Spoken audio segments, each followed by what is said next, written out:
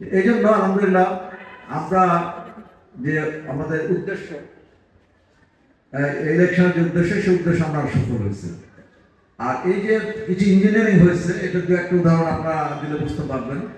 আমরা postal ballot যখন গণনা করা হয় সেটা আমাদের অফিস সেক্রেটারি সুইট গেছিল, তো বলছে যে তারা এই যে বিভিন্ন যে ব্যালট তারা ভাগ করছে আর কি, এটা ধরনের শীর্ষের ব্যালট একসাথে করছে, তারপরে দাঁড়িপাল্লার ব্যালট, তো বলছে যে ওই ধানের শীষের ব্যালটের মধ্যে আমাদের দাঁড়িপাল্লার ব্যালট ঢুকাই দিয়েছে। তার মানে এখানে দেখা যাচ্ছে দাঁড়িপাল্লার ব্যালট ছিল 115, অত গণনা তারা ঠিক হচ্ছে, মানে 200 ব্যালটে 30টা ভোটের ডিফারেন্স আর কি।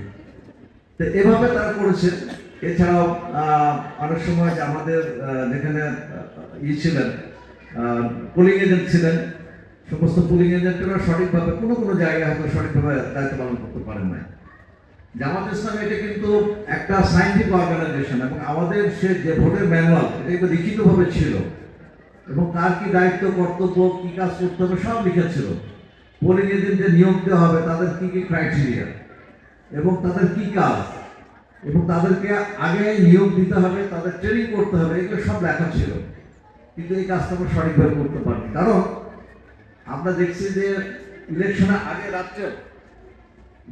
আগের রাত্রে আমাকে মানে এই সই করতে হয়েছে, পোলিং এজেন্টে কাউ সই করতে হয়েছে, অর্থাৎ আমরা সিলেকশনটা সব জায়গায় 100% করতে পারিনি। কিন্তু তাদের সিলেকশন দেওয়ার কথা ছিল আগে, তাদের ট্রেনিং দেওয়ার কথা ছিল আগে, এটা আমাদের সমস্যা ছিল। এরপর আমাদের স্থানীয় জনশক্তির অভাব ছিল, বিশেষ করে পুরুষ বাইরের। এখন আমরা দেখছি যে বিভিন্ন ক্যাম্পে আমাদের স্থানীয় জনশক্তির অভাব ছিল। আর তাদের তো কালো টাকার অভাব নাই, কালো টাকা দিয়ে তারা ভোটারও কিনেছে, নির্বাচনের কর্মী তারা কিনেছে। এখন আমাদের যেটা কাজ হবে এখন থেকে আমাদের স্থানীয় জনশক্তি গড়ে তুলতে হবে, এটা আমাদের প্রথম কাজ। আমরা যাদেরকে মানে পোলিং এজেন্ট করবো তাদের আগের থেকে আমাদের ঠিক করতে হবে, তাদের ট্রেনিং দিতে হবে এবং বোঝাশোনা মানুষ, সাহসী এলাকার মানুষগুলো চেনে, প্রভাব প্রতিপত্তি আছে এরকম আমাদের জনশক্তিকে পোলিং এজেন্টে নিয়োগ দিতে হবে। তো এই কাজগুলো আমাদের করতে হবে আর কি আমাদের। তো যাই হোক, আমরা তো মন ভাঙা হবো না, আমরা দুর্বল হব না। আল্লাহ তাআলা পবিত্র কোরআন মজিদে বলেছেন ওয়ালা তাহিনু ওয়ালা তাহজানু ওয়া আনতুম আ'লাউনা ইন কুনতুম মুমিনিন, যে তোমরা চিন্তিত হয় না, তোমরা মন ভাঙা না, তোমরাই বিজয়ী হবে যদি তোমরা মুমিন হও। তা আমরা তো সবাই মুমিন, কি বলেন মুমিন না? আমরা তো মুমিন, তো ইনশাআল্লাহ আমরা বিজয়ী হব।